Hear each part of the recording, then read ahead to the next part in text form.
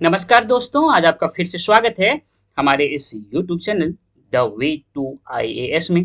Friends, UPSC IAS PT 2023 history में जो पूछे गए सवाल हैं उनमें आज हम देख रहे हैं कि with reference to ancient Indian history consider the following pairs. Left side literary work है and the right side author का नाम दिया हुआ है ना। अगर इसको हिंदी में पढ़ें तो कहता है, प्राचीन भारतीय इतिहास के संदर्भ में निम्नलिखित युगों पर विचार कीजिए। लेफ्ट साइड साहित्यिक कृति एंड राइट साइड रचनाकार। जो लिटरेरी वर्क है उसमें एक नंबर में दिया हुआ है देवी चंद्र गुप्त। इसके सामने ऑथर के नीचे बिल्हन दिया हुआ है। दूसरे नंबर में दिया हुआ है हम्मीर महाकाव्य और राइटर के नीचे नए चंद्र सूरी। थर्ड नंबर मिलिंद पन्ह और उसके सामने राइटर में नागार्जुन। उसके बाद चौथा नंबर में नीति वाक्यामृत और उसके सामने सोमदेव सूरी। ठीक है, अब कहता है उपर्युक्त में से कितने सही सुमेलित है। How many of the above pairs are correctly matched. ये सवाल है।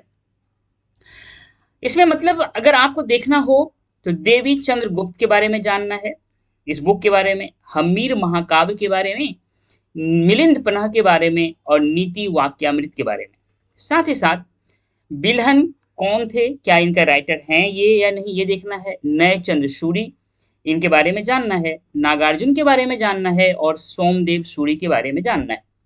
मतलब एक तरफ जो साहित्यिक कृति है वो और दूसरे तरफ पर्सनैलिटी। मैंने आपको बोला था कि अगर आपको हिस्ट्री को बहुत ही इंटरेस्टिंग वे में पढ़ना है तो टी एस एंड पी के कंसेप्ट में पढ़ना है। आज ये जो क्वेश्चन है totally based on P means personality. साथ ही साथ पर्सनैलिटी को समझने के लिए आपको उसके टाइम को भी जानना बहुत जरूरी है और वह किस जगह मतलब किस राजा के दरबार में थे, किस राज से एसोसिएटेड थे, ये स्पेस भी जानना बहुत जरूरी है। मतलब इस टीएसपी में आज टी और एस को तो जानना ही चाहिए, साथ ही साथ जो पी है ये बहुत ही फेमस, बहुत ही ज्यादा इंपॉर्टेंट आज है। चलिए हम इसको एक एक करके देखते हैं सारे बुक के बारे में। तो सबसे पहले है देवी चंद्र गुप्ता। देखिए इसका जो राइटर है उसमें दिया हुआ है बिल्हन, पर बिल्हन नहीं है। ये संस्कृत प्ले है और इसके राइटर है विशाख देवा या विशाख दत्त। इसी राइटर ने एक और बुक लिखा जिसको बोलते हैं मुद्रा राक्षस। बेसिकली ये मुद्रा राक्षस एक तरह से जो मौर्यन पीरियड है उसको जानने का एक सोर्स है। इसमें चाणक्य के बारे में मेंशन किया गया है, चाणक्य का जो नीति है उसके बारे में मेंशन किया गया है। उसके बाद अगर आप देखें कि ये जो देवी चंद्र गुप्ता है ये बहुत ही इंपॉर्टेंट बुक क्यों है, क्योंकि इसमें अगर आप गुप्ता का जो जीनियोलॉजी है जो राजा ने तैयार करवाया था उसमें रामगुप्त का कहीं भी नाम मेंशन नहीं है। लेकिन इस प्ले में देवी चंद्रगुप्त जो कि विशाख दत्त ने लिखा है इसमें एज ए किंग रामगुप्त का नाम मेंशन है। हाँ, और साथ ही साथ कुछ हमें सिक्के भी मिले हैं जिसमें कि रामगुप्त के बारे में कुछ चर्चा है। इस कारण से ये गुप्ता के पीरियड के लिए रामगुप्त एज ए किंग इसको जानने का सबसे इंपॉर्टेंट सोर्स देवी चंद्रगुप्ता रहा। इसीलिए इसके यह बहुत ही इंपॉर्टेंट हो जाता है हमारे लिए एज ए सोर्स। कहानी यह है कि इसमें कहा गया है कि जो रामगुप्त थे वो जो राजा थे तो उनकी पत्नी का नाम था ध्रुव देवी। उस समय में बाहर से एक अटैक हुआ था और रामगुप्त ने उससे एक समझौता किया, बोला कि ठीक है मैं अपनी पत्नी को आपको समर्पित करता हूं और उसके बदले में इसको शांति मतलब लड़ाई झगड़ा से बच गया। लेकिन इसका जो भाई था जिसका नाम है क्या नाम है, इसका जो भाई था समुद्रगुप्त का बेटा चंद्रगुप्त द्वितीय, हाँ जिसको चंद्रगुप्त द्वितीय बोलते हैं, इनको लगा कि नहीं ये गलत है और इन्होंने एक रानी का वेश में जो राजा अटैक किया था उसके कैंप में चला गया और वहां पे उस राजा, उसके सैनिक, उसके सेनापति सबको मार दिया और फिर अपनी भाभी अर्थात ध्रुव देवी को वापस ले आया। बाद में इन्होंने अपने भाई को भी उस सत्ता से बेदखल कर दिया और बाद में गुप्त जो डायनेस्टी है उसका एक इंपॉर्टेंट शासक बना चंद्रगुप्त द्वितीय। ये कहानी इस देवी चंद्रगुप्तम जो है एक क्या है, ये एक प्ले है, याद रखिएगा ये प्ले है। हाँ, तो इसमें ये वर्णन है। इसी जो प्ले है इसके बारे में 11th सेंचुरी में एक पर्शियन टेक्स्ट है जिसका नाम है मजमल उत त्वारिक। इसमें इस प्ले से कुछ पार्ट लिया गया है, मतलब इसका कुछ मेंशन उसमें भी है। इस चीज को याद रखिएगा तो आपको समझ में आ गया कितना अच्छा कितना इंपॉर्टेंट बुक है। अब चूंकि उसके सामने बिल्हन भी दिया हुआ था तो ये बिल्हन कौन है ये भी जानना बहुत जरूरी है। 11th-12th सेंचुरी में ये कश्मीरी पोएट थे। इन्होंने चौर पंचाशिका नामक एक बुक लिखा था, साथ ही साथ विक्रमन देव चरित्र करके एक बुक लिखा था। ये वास्तव में जो कल्याणी के चालुक्य हैं उसका एक बहुत ही इंपॉर्टेंट राजा है, उनका ये बायोग्राफी है विक्रमन देव चरित्र। ये याद रखिएगा, बिल्हन कहाँ के कश्मीर के पोइट हैं, लेकिन कल्याणी के चालुक्य के दरबार में गए और यहाँ पे उस दरबार में शरण मिला और उन्होंने उस एक राजा के नाम पे इस बुक का नाम रखा, उसका बायोग्राफी। ये क्लियर हो गया, आगे बढ़े। उसके बाद है हम्मीर महाकाव्य। दूसरे ऑप्शन जो थे उसमें हम्मीर महाकाव्य है, रिटन बाय जैन स्कॉलर। क्या नाम था? नए चंद्र सूरी। याद रखिएगा ये जो नए चंद्र सूरी है इसका जो अपना पीरियड है, टाइम पीरियड है, ये 15th सेंचुरी है, 1400 कुछ। और इन्होंने जो बायोग्राफी लिखा है वह एक राजा का जो चौहान राजा है, चहमान भी बोलते हैं, वह हम्मीर के बारे में लिखा है। और इनका जो पीरियड है ये 13th सेंचुरी है, मतलब 1283 से लेकर 1301 के बीच है। तो याद रखिएगा कि ये अपना जो है जिस काल खंड में है वो और जिस काल खंड के बारे में लिख रहे हैं वो दोनों अलग है, इस चीज को ध्यान रखिएगा। इसलिए मैं बोलता हूँ टाइम के कंटेक्स्ट में जब पढ़ेंगे तो बहुत ज्यादा क्लियरिटी आएगा।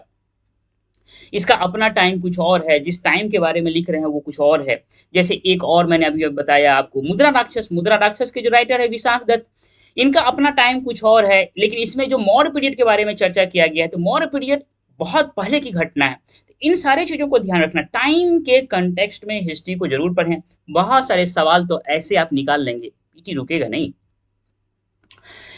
इसी बुक में मतलब हम्मीर महाकाव्य में जो अलाउद्दीन खिलजी के साथ इनका कन्फ्लिक्ट हुआ है, जो दिल्ली के सुल्तान थे, उनका वर्णन मिलता है। याद आ गया, मतलब ये जो ऑप्शंस है हम्मीर महाकाव्य का राइटर नईचंद सूरी है, ये तो सही है।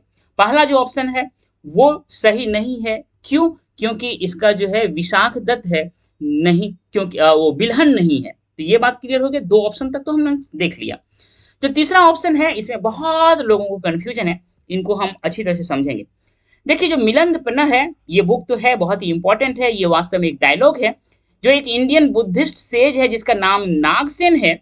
इन्होंने उस समय के जो इंडो ग्रीक किंग थे मिनांडर, जो बैक्टीरिया के थे, और आज जो पाकिस्तान में सियालकोट है, पुराने जमाने में जो बैक्टीरिया है आज उसको सियालकोट बोलते हैं, पंजाब वाला पार्ट में है। तो उनके जो राजा थे मिनांडर, उनकी कुछ सवाल थे, इस पिक्चर में नीचे देख रहे होंगे, ये राजा हैं और इनका सवाल होता है, और ये जो है आपका नागसेन है जो इनके सवाल का जवाब दे रहा है। इन दोनों का जो सवाल और जवाब के बीच इस तरह से जो कन्वर्सेशन चल रहा है, इसी को जो रिटर्न फॉर्म में लिखा गया है उसी का नाम मिलिंद पन्ह था। मिलिंद मतलब मिनांडर और पन्ह का मतलब हो गया प्रश्न, मिलिंद पन्ह। अब सवाल उठता है कि इसके राइटर कौन है। कई जगह इसका नाम जो है नागसेन दिया हुआ है और कई जगह नागार्जुन जो है, लोगों को कंफ्यूजन में है। इस कंफ्यूजन को दूर करने के लिए मैं आपको बताता हूं ओल्ड एनसीईआरटी एंशिएंट इंडिया का पेज नंबर 142। इसमें जब जाएंगे तो एक जगह लिखा हुआ है ही इज, मतलब एक जगह लिखा हुआ है the most famous Indo Greek ruler was Menander, जिसका पीरियड है 165 to 145 BC।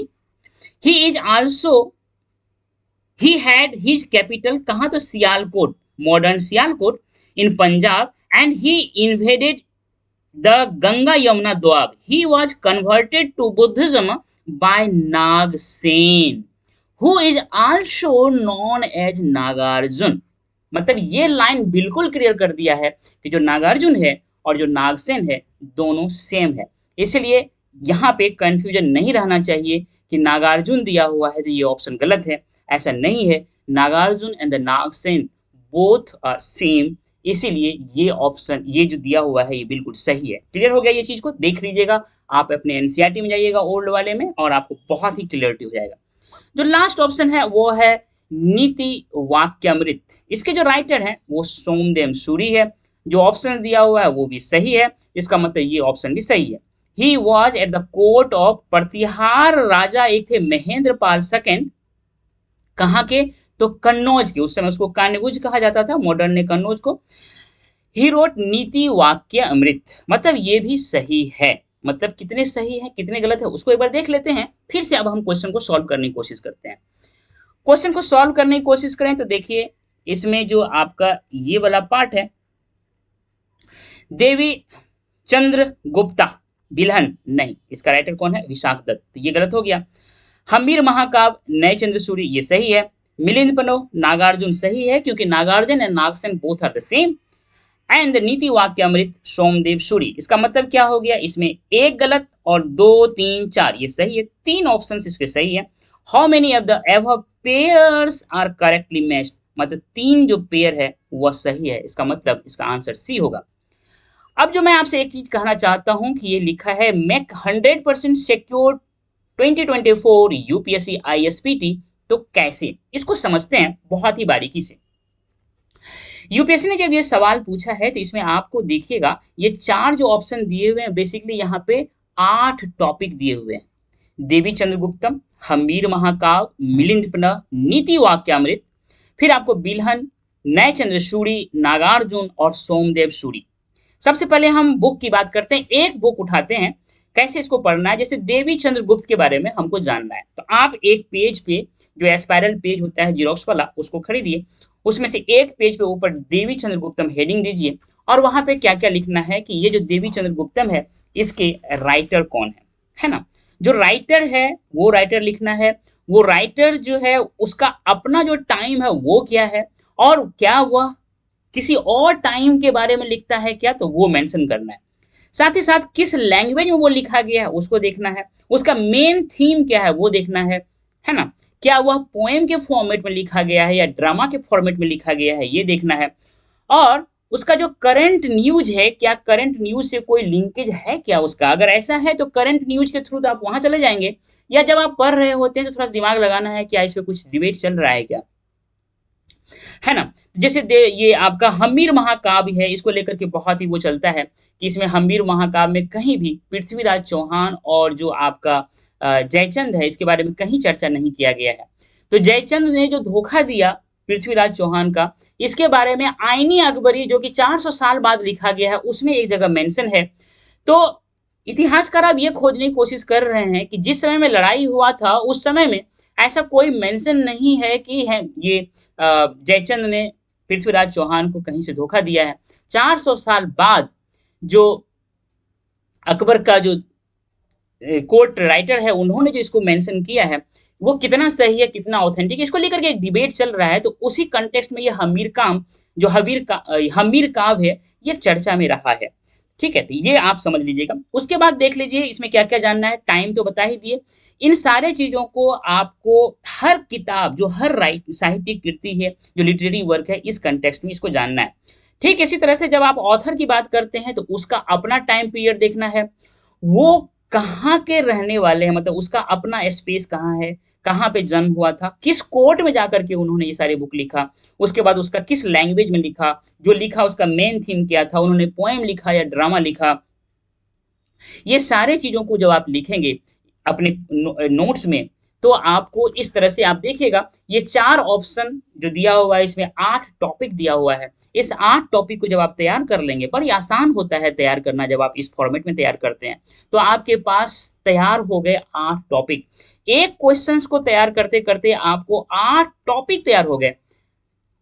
अगर ऐसा आप करते हैं तो आपके पास 3-4 हजार टॉपिक क्लियर हो जाते हैं, और 3-4 हजार टॉपिक क्लियर हो जाता है तो आपका मतलब बिल्कुल ही आर पार हो जाएगा, सारा चीज आपके ब्रेन में सब चीज इमेजिनेशन के फॉर्म में आ जाएगा, और वो चीज आएगा आपके दिमाग में जो कि बहुत ही इंपॉर्टेंट है। यूपीएससी के प्रीवियस ईयर क्वेश्चन को जब सॉल्व कर रहे हैं तो जो मोस्ट इंपॉर्टेंट है उस चीज को आप अपने ब्रेन में ले रहे हैं, कचरा को नहीं ले रहे हैं, तो आप बहुत ही कॉन्फिडेंट रहिएगा कि आप बहुत कुछ जानते हैं और वो जानते हैं जो बहुत इंपॉर्टेंट है, और इस तरह से आप जो आने वाला पीटी है उसको 100% सिक्योर कर सकते हैं। इसीलिए मैं आपको ये बताना चाहता हूँ कि प्रीवियस ईयर क्वेश्चन पे बहुत काम कीजिए।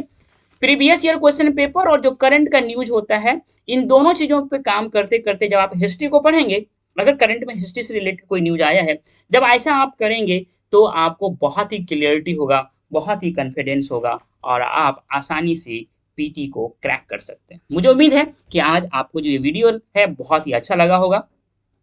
मेरा आपसे एक हम्बल रिक्वेस्ट है कि आप हमारे इस चैनल को सब्सक्राइब करें, अपना वैल्यूएबल कमेंट दें, अपने दोस्तों के बीच शेयर करें। मिलते हैं नेक्स्ट वीडियो में। Thank you dear.